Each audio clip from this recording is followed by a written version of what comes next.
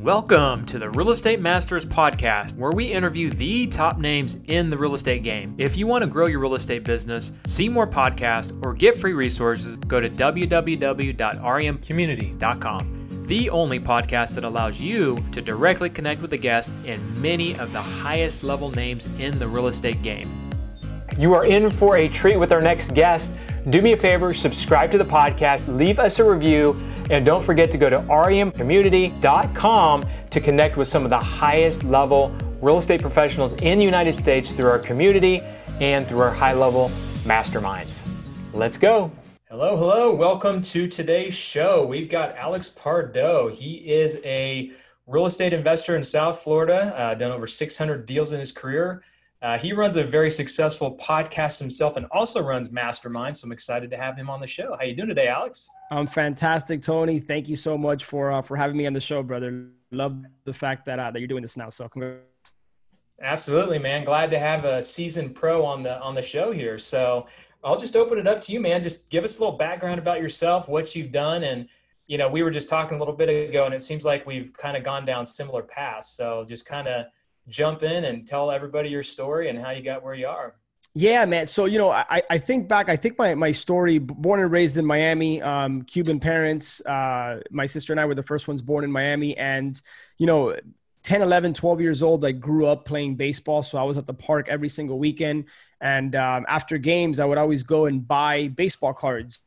And then I quickly found myself essentially flipping or wholesaling those cards to my friends. And I didn't even know what that was at the time, but I'd buy a card for $2 and I'd sell it for $3. And I just kind of got a kick out of transacting basically. Nice. And I fast forward about 7-8 years, I got into college at FIU.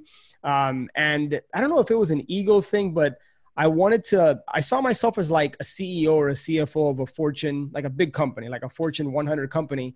So I started interviewing with like the Johnson & Johnsons of the world and ended up getting a job with General Electric in their financial management program. Well, brother, 3 months into that job, averaging 70, 75 hours a week, my eyes were just cross-eyed from looking at Excel all day. Absolutely hated it. I was like, I could never work for somebody else. I looked at my boss and her boss and all the way up the ladder. And I'm like, you couldn't pay me enough money to do this. It just wasn't for me, but I had a 2-year contract. So I finished that off. During that time, I discovered Carlton Sheets and bought. That's how I got into it. There you go, man. So I thought real estate was about assuming loans. That's the funny thing, right? Right. But that really opened my eyes to like the fact that, hey, like there's a business here. And there's a lot of moving parts. So I just started to educate myself. I stumbled upon Robert Kiyosaki and obviously read Rich Dad Poor Dad and then Think and Grow Rich. So I knew I was going to transition out of the corporate world and I was going to start my own real estate business. I just didn't know what that looked like. So I moved back to Miami. I moved back to my parents' house, which is a key part of the story I'll circle back to. And I ended up backpacking around Europe for 3 months. So went to like 20 something countries, 50 something cities. And towards the tail end of that trip, I'll never forget, I was in an internet cafe in Ibiza and a buddy of mine sent me an email. A guy by the name of Dave Lindahl was doing this like marketing for deals boot camp in Atlanta. It was $997. That seemed like all the money in the world to me. I had financed this backpacking trip on my credit card, $7,000 in debt. And it was a defining moment for me. And I almost didn't do it. Thank God I did. Ended up paying the $1,000. I got back from that boot camp and I essentially took a pre-foreclosure letter. I ripped it out of the 3-ring binder. I made photocopies. You could still even see the little like holes. And I started stuffing envelopes and stamping them. And I sent out about 320 something letters to a pre-foreclosure list. One thing led to the other. I set up some appointments, had no idea what I was doing. Fast forward about 2.5 months, ended up closing my first deal, which was $44,000, almost as much as I was making at GE. And that was late 2005 and been doing that ever since. That's sweet, man. Yeah. So first of all, we didn't talk about Carlton Sheets. You're one of only like myself and I think one or two other person that I've actually heard bought that course that actually used it and made it work. Like I've literally probably met 100 people that were like, oh, that really works. And they have it on their shelf. They never listened to this, it just come on CDs when I bought it. It was on tapes like the year before. That's how long ago it's been. Yeah. But Well, again, you kind of, and just to be clear, so it actually didn't work, but not, it's just because I didn't put it to work. I think what the credit I give Carlton Sheets in that program is that it just opened my eyes to the fact that, hey, I can make money with real estate, but I didn't actually implement. I was still working my corporate job. I didn't do any real estate until that was 2003, until a couple of years later when I got out of that program. But it just more kind of gave me the springboard and the confidence that, hey, I can do this. sometimes that's all you need. We talked about That's that a it. little bit ago, is you just need the vision, man. And like, you get a vision of something, it doesn't matter how you get there, you'll figure it out. If you have a vision of something, man, you'll figure out the tool and the mode to get there. So 100%, 100%. yeah, well, so cool. So you've been successful in real estate. You're still doing that. You know, we kind of talked about your transition into kind of helping people a little bit more. So you're running mastermind groups, you're doing your podcast. So tell us a little bit more about that and your mission to kind of help people to get out of the, not necessarily rat race. I guess rat race could be part of it, but just kind of entrepreneurs getting their own way. So tell us a little bit about that. 100%. You know, back about 2009, 10, 11, I kind of got into the internet marketing world, and I created a course on wholesaling and did a big product launch and all that. And that's really when I got the taste of helping people and impacting others. The first 4 or 5 years, I was kind of a one-man show. And then I hired a VA after reading Tim Ferriss's 4-Hour Workweek. And I started to kind of build a little bit of a mini business, right? But it was all about me. And after creating that course, it helped a lot of people. And I would have people randomly reaching out to me and say, hey, thanks for that course. It really helps. And there was a certain kind of high I got from that, if that makes any sense. And then I continued doing deals and building a business. And because of that course, every year, handful, 5, 6, 7 people would come to me and would want coaching. So I would take on coaching clients on a one-on-one basis. It wasn't a coaching business. I just wanted to kind of taste it. And I really enjoyed it when it was with the right person. But over the last couple of years, Tony, what I've realized is that I'm not passionate about real estate investing anymore. Like chasing deals and closing deals, don't get me wrong, the money's great. But I get more happiness out of seeing my team win than I do just because of that wire that comes in from another deal that's closed. We've done so many of them, and I don't take it for granted, but it's just another deal, right? I get more fulfillment out of somebody reaching out to me randomly and saying, hey, that podcast episode was fire, or it really helped me do this. I truly get more enjoyment out of that than closing another deal. So about a year and a half ago, I kind of felt, I don't know what your beliefs are, but mine are, you know, I felt God was kind of tapping me on the shoulder. Like, Alex, there's something bigger you're supposed to do with your life, not just, you know, have a wholesaling business and doing a bunch of deals every year. And so I started to do a lot of inner work and figuring out what made me tick, what gave me fulfillment, what gave me energy. And that's when Ascend was born, which essentially it's a mastermind, a pretty intimate mastermind. It's not like a very big group for entrepreneurs. That's who I enjoy working with, not necessarily just real estate investors, but entrepreneurship is what I'm passionate about. And people that I saw so many people, Tony, sacrificing relationships, health, and life in the pursuit of a bigger business and more money. And my belief is you can have both. It doesn't have to be one or the other. And I'm sure you know several people that they make a lot of money, but they're miserable, or their relationships suck, or they're overweight, or they're just not in good health. And so through a lot of the work that we do in Life and Air, through Ascend, which I learned from Life and Air, was having a vision for your life and then designing a business to support that vision versus what I think a lot of people do, which is the reverse. You know, they sacrifice life in the pursuit of money in a business, and then they're just not happy. And for me, dude, happiness is like the ultimate ROI. You know, the other stuff is kind of the vanity metrics, in my opinion. Like, it's important that we all know our KPIs and our numbers, but I don't measure success anymore by how much money did I make this year. It's about, am I happy, you know, and am I fulfilled? I realize that kind of sounds up in the cloud a little bit. And I probably didn't feel this way years ago, but I've kind of gotten a point in my career where I get more happiness out of just impacting others. Well, you know, the most successful real estate investors that I know are the ones that have moved on to something that's more fulfilling, right? I mean, I've seen guys doing 1,000 deals, like literally 1,000 deals a year, and I can tell that they're probably pretty unhappy. Yeah. And then I've seen, you know, the other side of it. So, you know, for me, it's like, I think we have similar, you know, like I said, we have similar stories in the fact that we don't love real estate that much anymore. I still like seeing the deals come across. I still like Mhm. growing the team. I still like having the culture that we have in our business. But to me, it's more than that. Like you said, Yep. the real measure of success is like how fulfilled you feel at the end of the day. That's And right. I used to chase so many different rabbits down a hole, and I would do it because I wanted more, right? I wanted to like achieve more. I wanted to make more money. Mm-hmm. Now, when I take things on, kind of like this podcast here, it's to have something that's more fulfilling. It's to provide value to other people.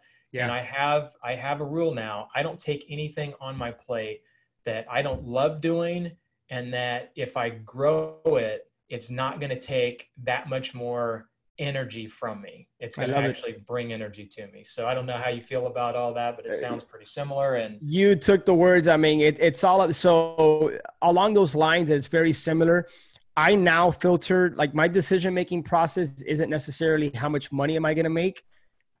As an example, it's, does this bring me closer to my vision? Does this give me energy and fulfillment, or does this suck away some energy? So, but when you establish boundaries and you're very clear about what you want, it gives you the headspace to make those decisions, like with a clear approach, if that makes sense. So yeah, man, you and I are in alignment there. cool. Yeah, someone said it the other day. I was teaching something, an online class, and someone mentioned that. They're like, either something gives you energy or something sucks your energy away. I mean, That's right. typically it's one or the other. Some It's stuff is binary. in between, but usually. So my deal is I want to take the things that suck my energy and get them off my plate, and put as many things that provide energy to me, like these conversations, like Yeah. masterminds. We both love masterminds and stuff like that. So And one yeah, of the man, that's things, awesome. something I'll add, Tony, for anybody listening, ask yourself, does it give me energy? Does it take energy? And then I'm always challenging myself, like, can I outsource this? Can I delegate it, or can I delete it? Right? Can I outsource this to another company or service, or can somebody get this off my plate? Can I delegate it to somebody on my team? Or can I just delete it? Sometimes there's been so many times where I found myself doing things because I'm just accustomed to doing it. But when I really step back and ask myself, like, what's the desired outcome here? Like, why do I have to do this? Oftentimes you don't. It's just you get comfortable. You're used to kind of doing it. It's your routine. And you can free up a lot of time, which can be used in much better places just by asking yourself those 3 questions. That's interesting, because I call it the 3D method. I try and do this every single day. What can I delegate to someone else? What can I delete that I don't need to be doing? And what can I defer until later? Like, there's things that you just have to do. Yeah, It may not even be important to your mission, your vision, your business right now, and defer them till later so that you can, do the things that are most important to you and your business right away. So that's good. That's good. I like that. yeah, Yeah. cool, man. What else do you want people to know about you? Oh man, that's a loaded question. It wasn't always this way. We talk about passion, and we talk about purpose and mission. And I don't know if you would agree with me here. What I find is when I have conversations with people about what's your passion, what's your mission, what's your purpose, most of the time you kind of get a little bit of a blank stare. And that's because it's kind of hard to figure that out. And I think people are just not spending enough time to get super, super clear on why they're here. It's my belief that we all have a unique ability. We all have God-given talents. And I think, if you're listening to this and you take nothing else from this, but you take this away, I think it's going to be extremely valuable for you. Get very clear on what your talents are, what your gifts are. It's so much easier to excel and succeed in something when you're tapping into your unique ability. Are you familiar, Tony, with Dan Sullivan and Strategic coach? Yep. Yep, from Strategic Coach, and he talks about the genius zone, where you send an email out to 20 people that know you, and you basically ask, hey, what do you think is my superpower? What do you think comes natural and easy to me? And I have found that in doing that, sometimes people will recognize a gift or a talent in you that you didn't even think you had. When I did, and I've done this several times, but the last time I did it, I had more than half of the people tell me, hey, you're a really good connector. And I never once associated myself with being a good connector. Yeah. And when I thought about it, I'm like, yeah, when I talk to people, I'm always feeling I can add value in their life, and how I can be of a resource or connect them to something or someone. So figure out what you're talented at and then lean into that, and along with those lines, if you're fearful of something and it's a healthy fear, or if it's not a healthy fear, right? Like touching a stove is a healthy fear. You don't want to do that for obvious reasons. But the non-healthy fears, like for me years ago, it was public speaking. Like even being on video, like I would have never wanted to do this. I realized years ago, I have to lean into this. And now it's given me one of the best platforms I've ever had in the podcast, and it's given me opportunities. So there's so much to be said for leaning into the things that we're fearful of. Yeah, for sure. For sure. So people may be tuned in because they're like, man, these guys have done quite a few deals. Between the two of us, we've done well over 1,000 deals. So some people probably want some nuts and bolts. So let's try and give them some nuts and bolts. So what are some things that drive your business? Like if you had to look at a couple of things in your business that said that, these things drive your business, whether it's something in marketing, whether it's something, you do with your team, what are some nuggets you can give to people that you can say drive your business? There's three that immediately came to mind for me. Number one, it's consistency, right? We can talk about every marketing channel under the sun, from, something old and non-sexy like bandit signs to direct mail to something like text message marketing or whatever, right? It all works if you work, right? You have to remain consistent with these actions. Number two, you have to track. You have to know your numbers. You have to know your key performance indicators. What you might hear KPIs, that acronym thrown around a lot.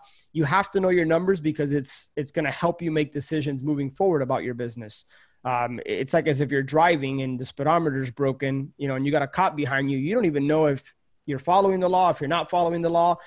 So to me, the KPIs is the speedometer on the dashboard and like your RPMs and all that other stuff. Number three, surround yourself with the right people. Like, to me, that's a make it or break it thing. I've had great team members and the business has thrived, and I've had the wrong team members and the business has failed.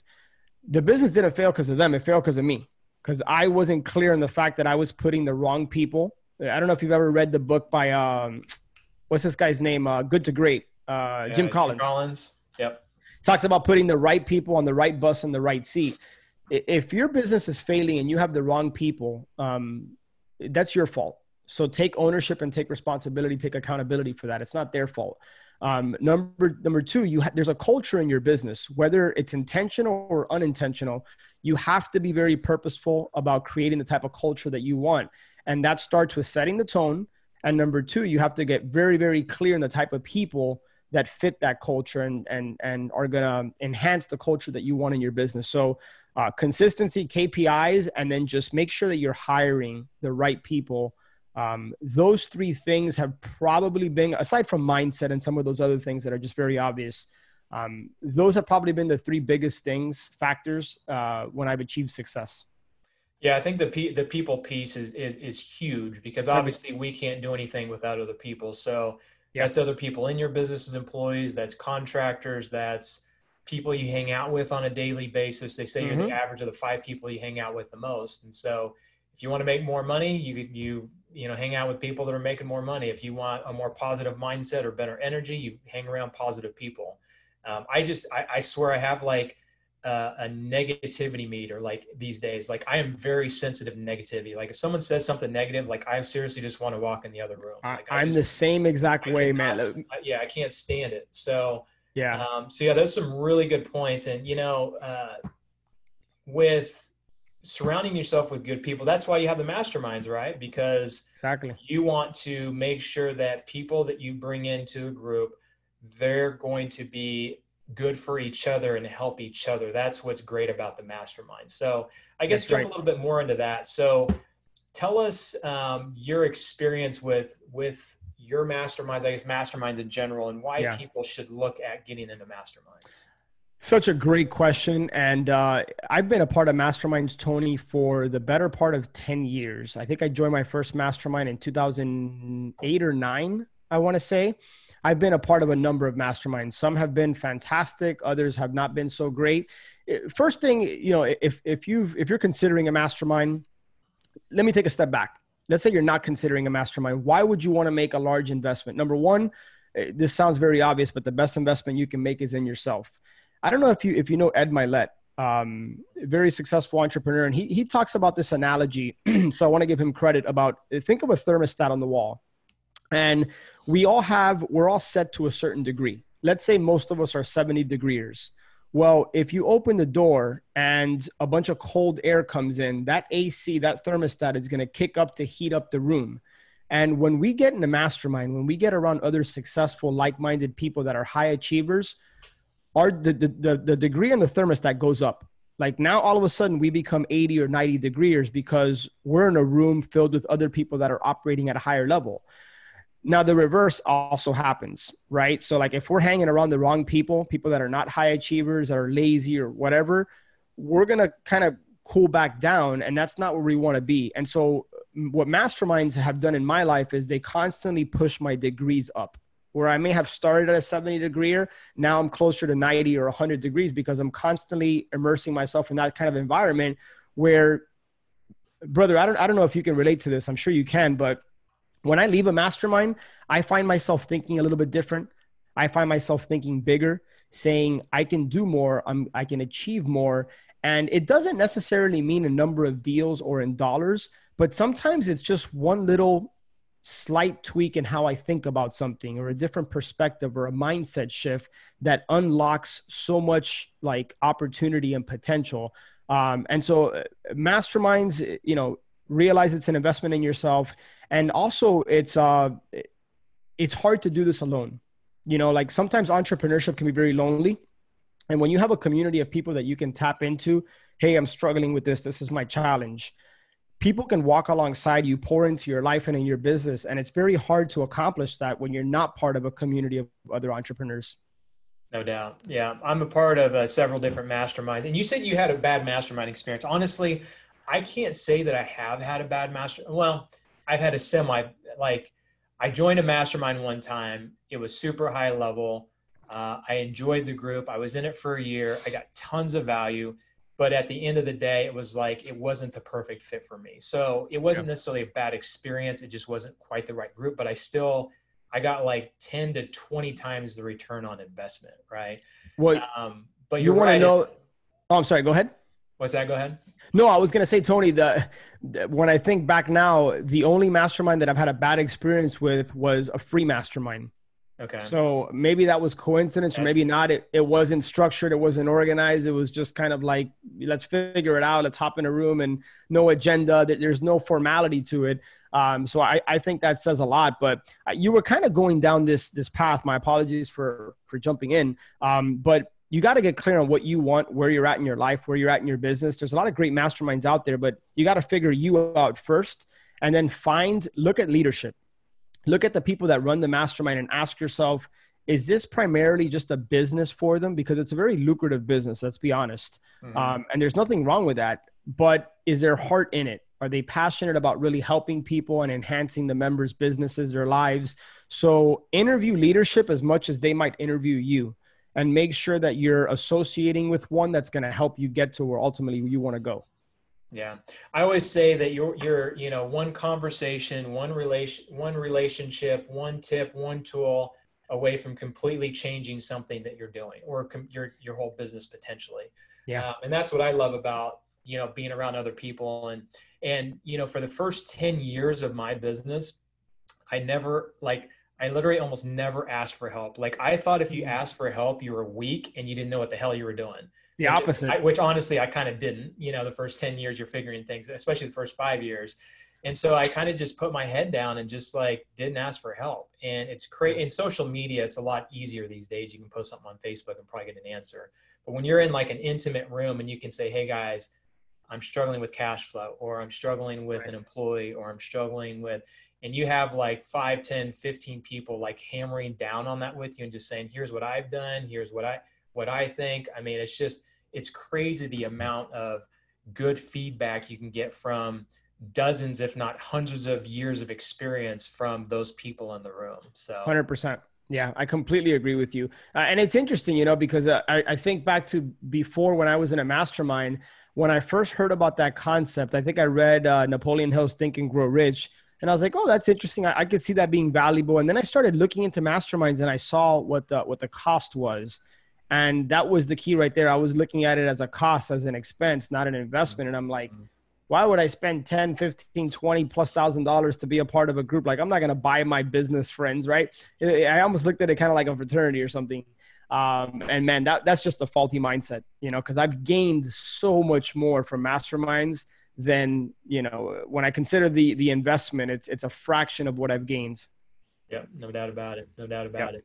So what's next for you? So you've got your real estate business, you've got your mastermind, you have your podcast.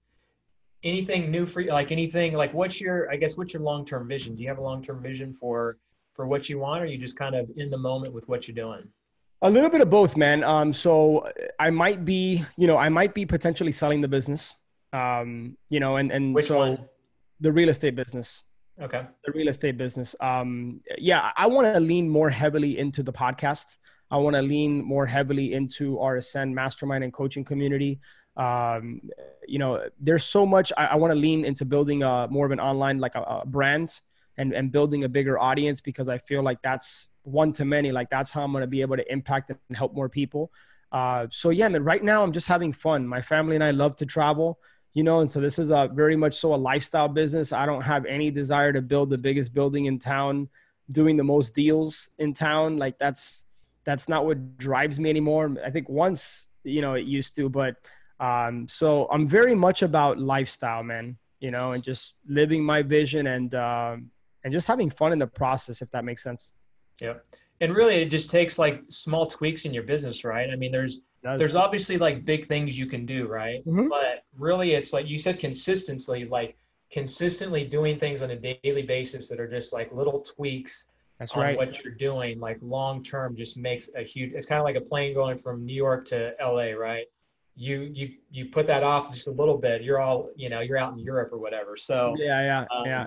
I think of golf too. I'm not a big golfer, but I really enjoy playing. I'm not great, but I know how to play. And sometimes, man, it's just a slight shift in how you swing that can mean the difference between putting it like on the greens versus like just completely like yelling four. You know what I mean? Literally, it's like millimeters in golf. They say That's all it is, dude. Golf. That's it. I think of the other saying, small hinges swing big doors. So if you're in your business right now and you're struggling, it may just require a few shifts, a few tweaks. And going back to what we talked about, I think that's where a really good coach can he can give you that bird's eye view that because you're in it, you can't see, and or a mastermind where you can open up and say, hey, these are my challenges. And man, oftentimes it's just those little millimeter shifts we're talking about. Yep. So I've got a coach or coaches. I got a couple coaches. I've got, masterminds I attend. I've got masterminds I run. I've got books. I've got Audible. Like I've got YouTube. What are some other things that you do to help, I guess, keep yourself going? I mean, obviously, like you're shifting towards things you love doing more, so it's not as hard to probably motivate you from day to day. But what other things like keep you positive, keep you going, help you work on yourself? Great question, Tony. And for me, it starts with a morning routine. And I've published several podcasts on. I've experimented with different morning routines. Expressing some gratitude and some basic things that everybody probably knows about. But when I say recently, the last 4 or 5 months, I learned transcendental meditation. Mm-hmm. And dude, TM has been awesome. Like I've been able to quiet my mind. I don't know if you've experienced this, but sometimes I think as visionaries and entrepreneurs, our minds are always racing. Oh yeah. And we're thinking about building and creating and this and that. And man, for me, I struggled. I remember about a year and a half ago, I was with my family and I'd struggle with just being present because I was constantly thinking about just the next thing or this or that. And man, I had to learn how to quiet my thoughts and just be in the moment and be present and do what I actually preach and help others. TM has been a big help. So, and then, obviously the podcast you listen to, constantly monitor and take inventory of the things you feed your brain. And that could be the environment you're in. That could be the books and audios you listen to, what you watch. We have a no news policy in my house. You talk about negativity. Dude, I couldn't tell you anything going on with COVID in the news in the last first of all, you're going to hear it anyways, or you have access to social media, but we don't watch the news, man. There's just nothing positive that comes from it. Yeah, when COVID happened, I was watching it for like a few weeks pretty religiously just because I was like, what's happening? What do I need to know? That kind of thing. And after a while, you're right, man, it's just a drain. It's like, man, I just can't take this. And I'll still flip it on every once in a while because I kind of still want to, because I got to see what was happening with current events. So now I still kind of want to know a little bit. I kind of feel like I need to be in the know on some things, but you're right, man. Just like the normal news for sure. Yeah. Like who's gotten killed, who's robbed, it's like, why are we watching I this? always I always walked away from watching the news feeling worse than when before I was, and I'm like, it's just, if it doesn't, it's kind of the news adage, if it doesn't bleed, it doesn't read, and it was just affecting me, So like I disconnected from the news a long time ago. Yeah. Well, cool, Yeah. man. What else do you want to share with the community? What else do you feel like has been some keys to your success? Anything else you'd like to share? I mean, Tony, it's nothing sexy. I wish I could come on here and say, hey, this is the latest strategy or technique. Or the older I get, and I'm about to be 40, and not a couple weeks or whatever it's going to be, the more I realize that if you just keep things simple and don't get in your own way, don't complicate things, but the simpler you can keep it, the better overall, man. And this is not just in business, but in life. So I try to set my routine up in my life for success. So whether I know I want to wake up early and hit the gym or go on a run, I create the environment that's conducive to me just naturally going down that path, and you talk about, I don't know if you've read Tim Ferriss's Tribe of Mentors. He interviewed all these people and asked the same questions. Most of them would have their workout clothes ready in the morning, and they set their alarm, not right next to them, but across the room. So they have to get up and go. So there's ways you can set up your environment for success. Take inventory of your thoughts, take inventory of the people that you're around. We talked about that. Are you investing in yourself, or are you the same person that you were 365 days ago? Because if that's the person you are, you're slowly dying, So, and there's a number of ways to invest in yourself. Some of it's free, others are paid resources. But yeah, man, I hope people are hungry for more, because life can give us so much, but it's not going to land in our lap. We have to go out there and get it. I don't want to use the words take action, because I think that's so overused. But dude, we only get one shot at this. So like, are you maximizing it? Here's one last thing I'll share. I went through an exercise about a couple of years ago that was really, really impactful for not just me, but my wife. My wife was actually in tears when she went through this. Have you ever heard of the eulogy exercise? What is it? The eulogy exercise? No. Oh, yeah, yeah, yeah. At So the end of your life, right? it's a two-part exercise. Write on a sheet of paper. You just write, if you died today and somebody was giving a eulogy about you, what would they say? And here's the caveat: they couldn't lie. So they were going to speak in front of hundreds of people or thousands of people, whatever you envision, or 10 people, whatever. What would they say about you in your life? And they couldn't lie, right? And then the second part of that is, what would you want them to say? And then see if there's a gap in between those two. If there's a gap, and there most likely is for a lot of people, I find, that's what you need to focus on. That's what you need to really consider, right? Because you only get one shot at this, so don't live with any regrets. Yeah, I've actually heard of that exercise. I did it once a long, long time ago. I need to do it again to see if It's really powerful. Oh yeah, for sure. It actually makes you realize that at some point that's going to happen, right? I mean, when you sweat the small stuff and you look at those things, it's like, man, there's only so much time. And one thing that I'll kind of touch on some of the things you said. Like, one of the things I look at now, like, I used to sweat all of the small stuff. I mean, all of it. Like, if a contract didn't show up, I was like sweating bullets, like just stupid little stuff like that. But when you sit back and look at it, like, and you look at the world in general, like, we could have been born in a country that doesn't have running water, that doesn't have toilet. In fact, Bill Gates has a documentary. I'm not a huge fan of Bill Gates anymore because of the stuff he's done, but that's a different path to go on. Yeah. But one of the documentaries, he did do well in this when they told the story, is he went into parts of Africa, and they had toilets outside. It was like an outhouse kind of thing. They would go in the toilet, it would run into the river, and they would bathe in that same water in that river. Like, there's countries and places like that, and drink out of it. Like, there's places like that, I mean, don't have beds, don't have clean water, like those types of things. So when you take it from that perspective, I think, I don't even know what the numbers are, but it was pretty substantial that, like, at least half the world is in some kind of poverty like that. Yeah. Yeah. And we are so blessed to live in the US. We're so blessed to have, like, to be entrepreneurs and to be able to determine our own destiny, dude, when you just sit back and focus on that. So part of my morning routine is gratitude. I try and say 9 things I'm grateful for. And just the simple things, man, are just, when you sit back and look at those, it's like, okay, whatever happens today is really not that bad. I love that you ended with that, because just look at this right here, man. You're in San Diego, I'm in Miami, and we can see each other. We can communicate. This is going to be published and broadcast to a bunch of people.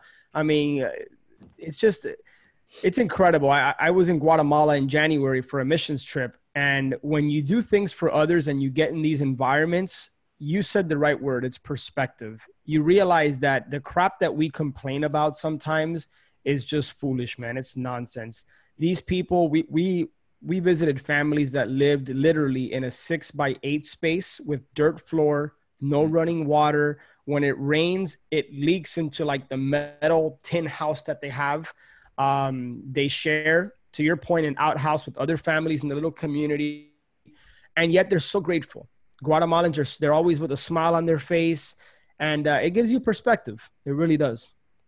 Well, cool, man. This is awesome. So you and I don't think have really officially met until now. We haven't. We've been a part of the same groups, and I think even the same masterminds, and didn't really know it. But it seems like we are almost twins. So I turned 40 last year. You're getting ready to turn 40. Nice. Yep. We both bought in Carlton sheets. We both have our delegate and delete. Dude, there's so many like commonalities. It's pretty awesome. So there's obviously a reason that we reconnected in another group, and I reached out to you to do this. So well, thank you. Really.